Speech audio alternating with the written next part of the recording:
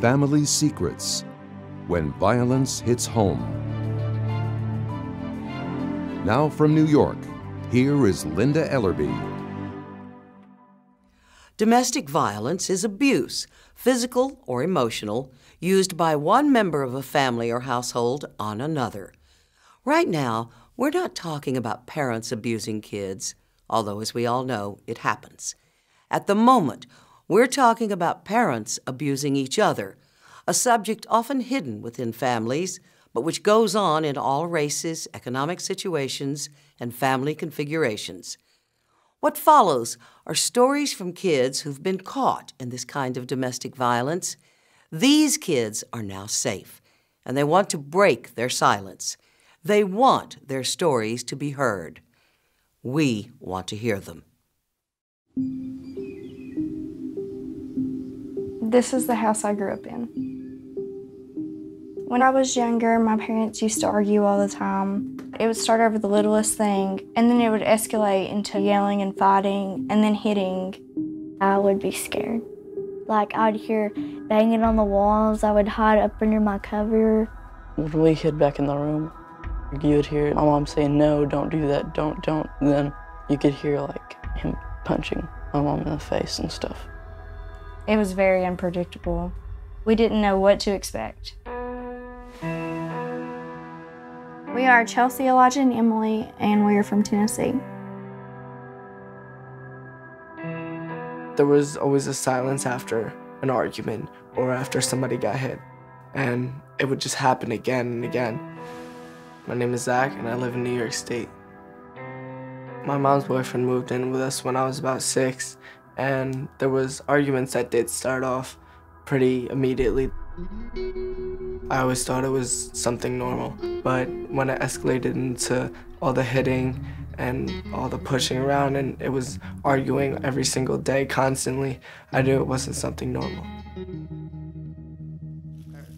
When my mother and I were living with her boyfriend, the way he was acting wasn't hurting me emotionally, but my mother being hurt was hurting me emotionally because she was all that I had.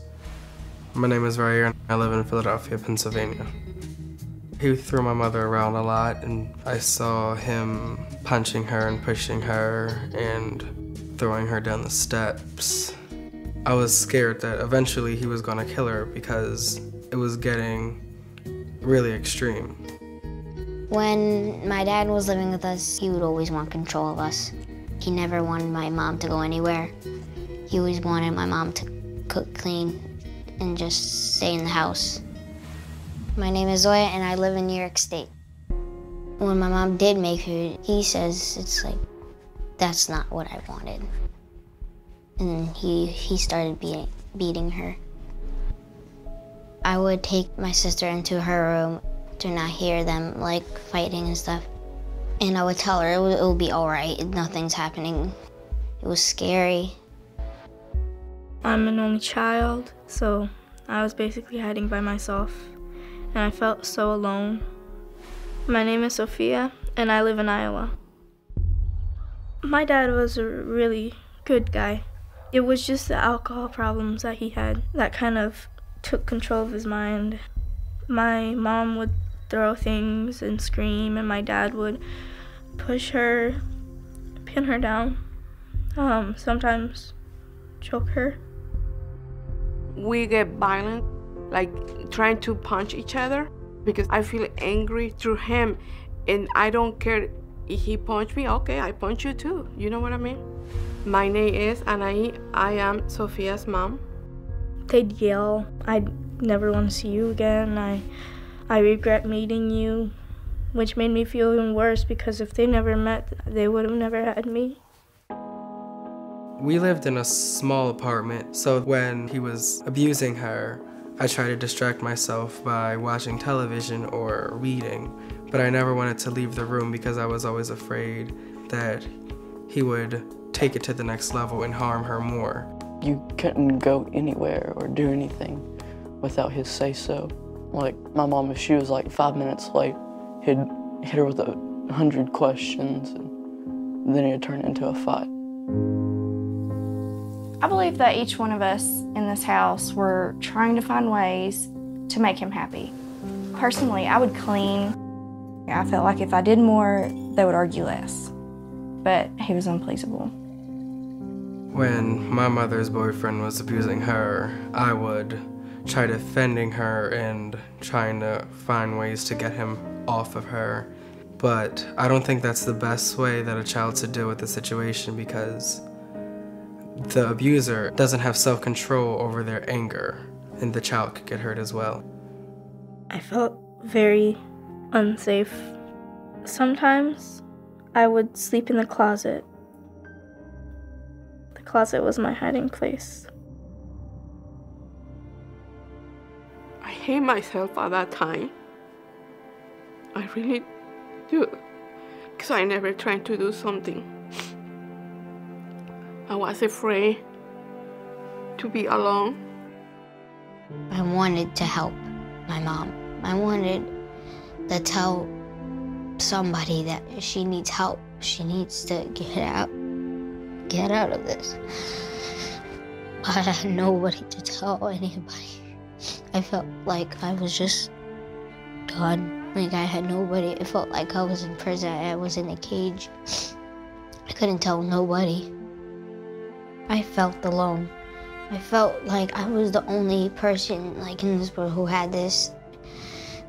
So I had nobody to tell my feelings about my feelings. I really wanted to leave, but I never talked to my mom about what was going on. I didn't know how she felt, and I didn't know if she wanted to leave like I did.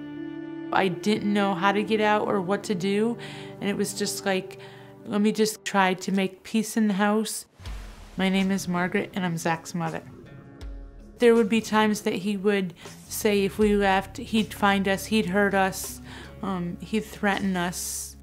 I believe my mom stayed because she wanted to make it work. I didn't want to be alone. I wanted that security of having the father and my husband. My name is Penny, and I'm Emily, Elijah, and Chelsea's mom.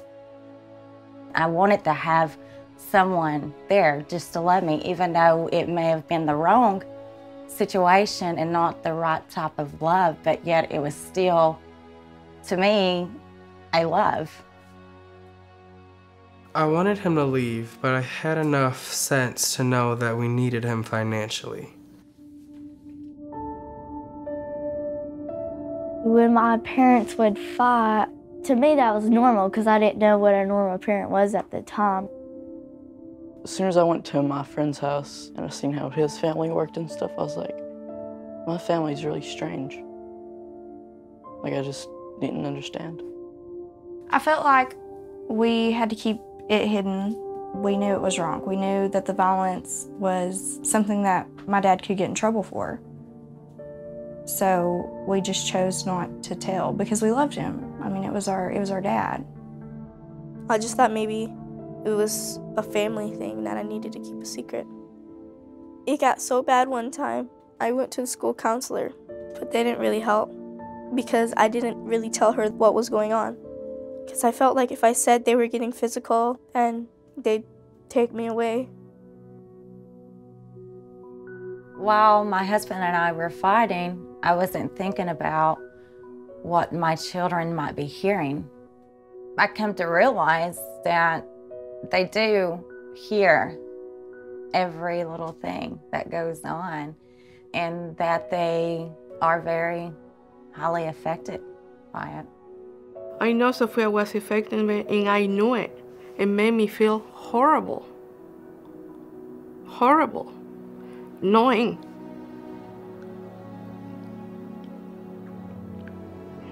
she was aware of that and see that. I thought, do they love me? Or do they not love me that much to stop? To know that I was hurting. And as parents, they should know that I was hurting.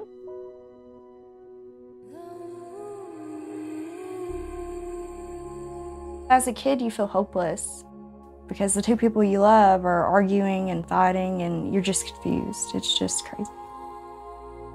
I was definitely robbed of my childhood, like coming home to that every single day.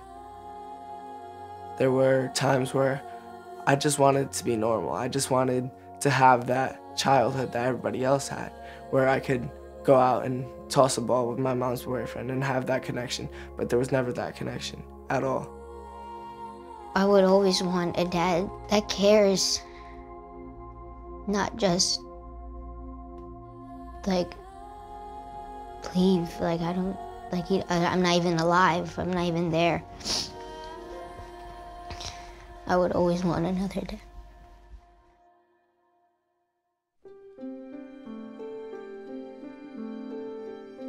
Things changed for me when I started to talk about it to a friend. She was my neighbor, so whenever they started fighting, I'd just go to her house and I talked about my situation to her. Sophia's friend talked to her mom. Her mom came to me and said, don't be afraid to talk. You're not alone in here. That gave me the strength to get up from this situation. Finally, I made my decision to divorce him, to have a better life, and be peaceful.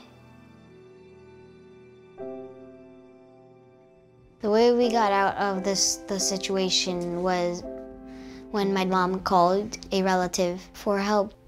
We went to the hospital and the police came and took photos of her bruises and hands of chokings here. I asked the police, are we gonna go back to our dad? And then he said, no. He got our stuff and we went to a shelter. The violence ended when my mom decided to move out of the house and take us to a shelter.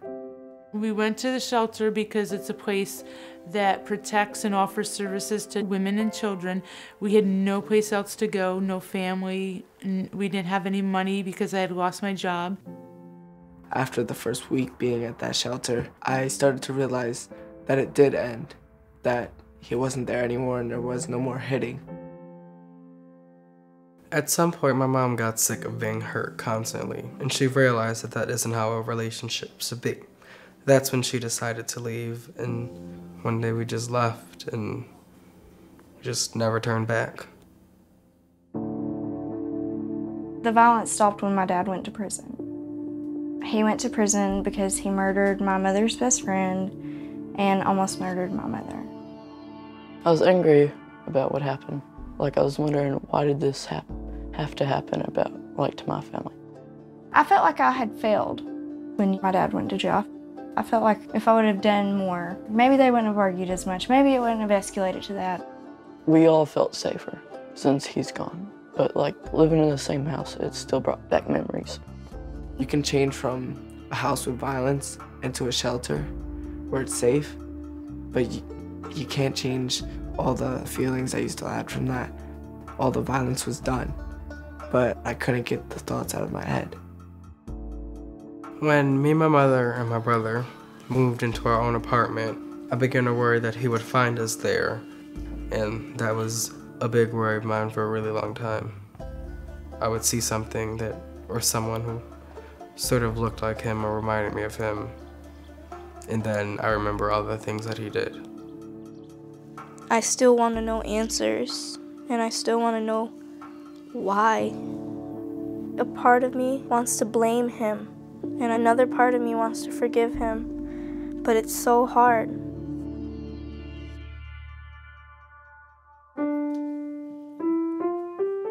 Today, my family lives in an apartment associated with the shelter. I know I'm safe, but the past is still haunting me. And they're each going to represent a different feeling. Once a child leaves a violent situation with their family, there's a process of recovery that they all go through.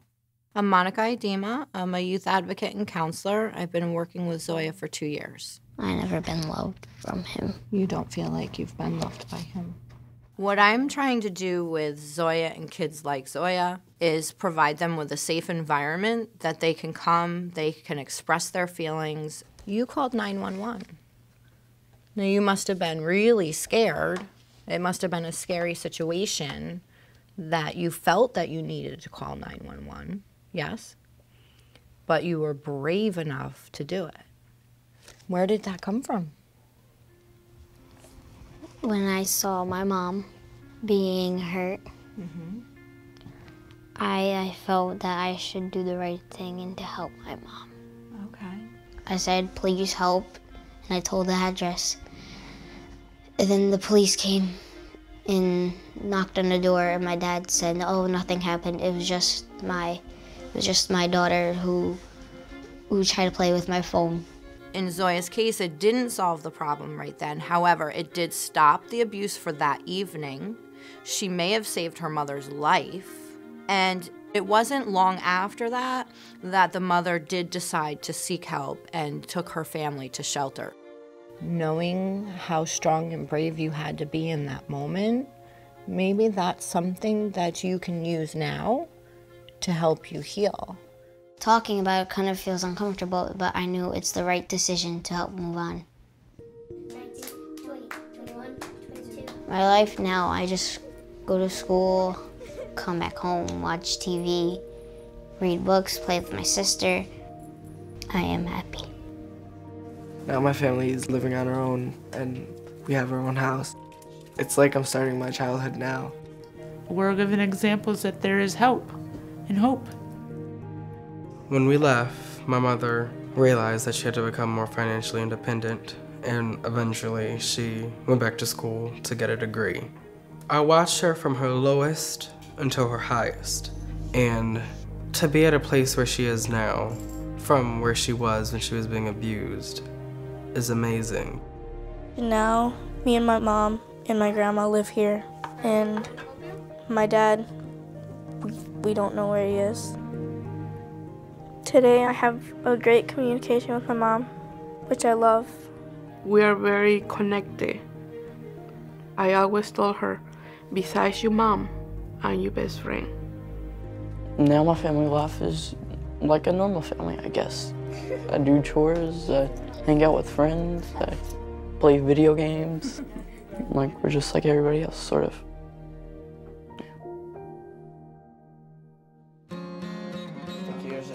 I think mine's fine. I've heard that when somebody goes through domestic violence in the home, that they're more likely to have violence when they're older in their home. And I didn't want that to happen. So I started to try to go to the opposite direction. Mine says, put your hand in the air if you hate violence of any kind. I'm part of a group called PEACE, and it stands for Peer Encouragement and Community Education. And we go around at different events and tell people about domestic violence and what they can look out for. All of us, we've gone through domestic violence, and at one point... When I go out in the community and I tell people about domestic violence, I'm telling them about my story, and I know it's a good thing. Like, going through it, there's a lot of things that you feel and that your emotions and stuff. They want to learn more about it, and that's something that really keeps me going. I believe domestic violence is solvable with the right education and knowledge. It's a cycle. You have to break it. You have to want to break it. I experienced domestic violence as a child growing up. Almost the same pattern. I remember thinking to myself, I will never be in that situation. And then it's like, wow, I'm in this situation and I've got children that are in this situation.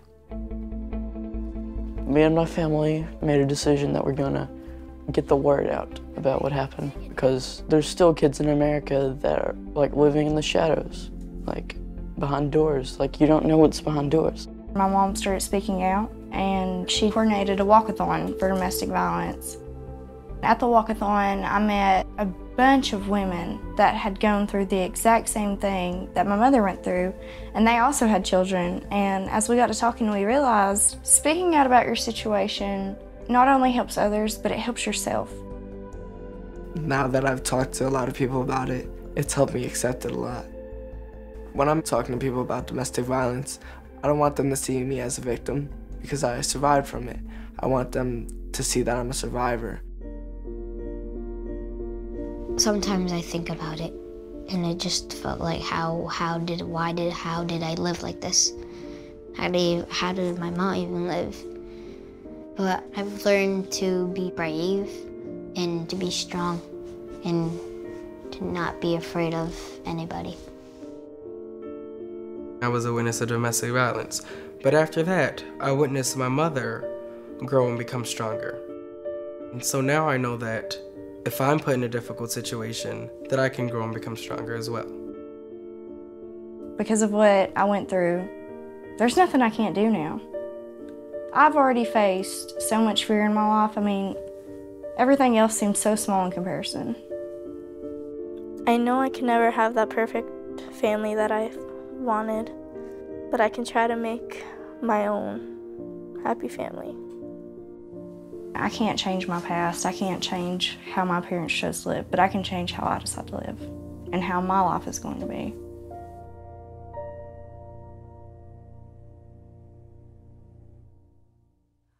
Many of the kids we met in this program feel the greatest chance for breaking the cycle of violence lies with other kids just like them. We hope any kid caught in the trap of domestic violence will understand what these kids already know, that it's not your fault, that you are not alone, and that if you are one of these kids, there are things you can do to protect yourself. No matter how dark the moment, there is hope and a way out. I'm Linda Ellerby. Goodbye for Nick News.